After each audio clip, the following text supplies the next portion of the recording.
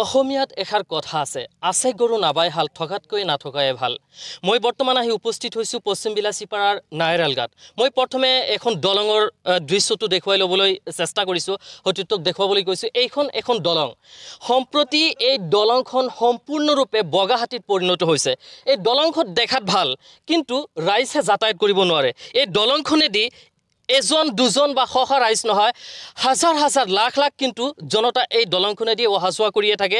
খুব জনতাই নহয়, ইয়াৰ উপৰিও কিন্তু এই দুয়োফালে দলংখনৰ দুয়োফালে থকা গাঁওখনৰ যিমানবোৰ স্কুলীয়া ছাত্ৰ ছাত্ৰী আছে সকলোৱে এই দলংখনেদি অহা যোৱা কৰিব লাগে, কিন্তু অহা যোৱাহে কৰিব নোৱাৰে।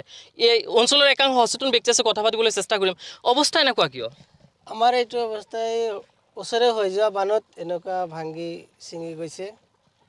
আমাৰ স্কুলীয়া ছাত্ৰ ছাত্ৰী আৰু আমাৰ ৰাইজৰ বহুত অসুবিধা হৈছে। আমি বাইক গাড়ী লৈ পাৰ হ'ব নোৱাৰোঁ, বেলেগৰ খেতি মাটি দি যাব লাগে।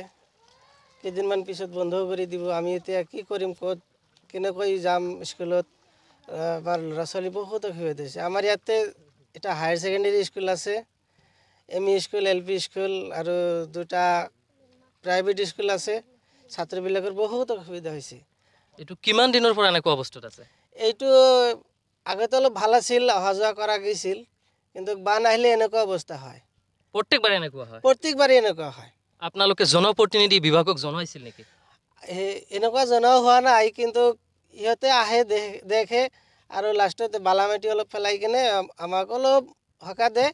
আমি যাওঁতে বানপানীত আৰু ভাঙি ছিঙি শেষ হৈ যায়। এই কামটোত ভুল কাৰ হৈছে বুলি ভাবে? এইটো ভুলটো ইষ্টিমেট যোনে বনাইছে ইয়াৰে ভুল। ইষ্টিমেট বনাওঁতে ভালকৈ বনাব লাগিছিল। এই ব্ৰিজটো অলপ ডাঙৰ কৰিব লাগিছিল, ৰাস্তাটো অলপ ওখ কৰিব লাগিছিল। সিহঁতে কৰা নাই, সিহঁতৰে ভুল। আৰু আছে, কামটো নিম্নমানৰ হৈছিল নেকি? নিম্নমানৰ কাম হৈছিল নেকি? স্যার কাম হয়নি, অল্প অল্প কাম হয়েছে, একদম নিম্ন শ্রেণী। মানে যেনেকুৱা হ'ব লাগিছিল সেনেকুৱা হোৱাই নাই? একদম হয় নাই। অসুবিধা কেনেকুৱা হৈছে? অসুবিধা হয়েছে, কোনো দালাল চালালে কাম কাজ করে, যে সাইডে যে বালুচ আছে, মানে গাছবিলাক আছে, কোনো কিছু আছে না। সিধে এসে নদীর থেকে কয়েক গাড়ি বালু এনে ফেলা দেয়, ডলার মারে না, কোনো পানি মারে না, কোনো কিছু নেই। এরকম করে কাম আত্মসাৎ করে টাকা লয়। আপুনি কি ক'ব? অসুবিধা কেনেকুৱা হৈছে? অসুবিধা কি হৈছে এইটোতো বাংগা চিংগা চালে গম পোৱা যায়।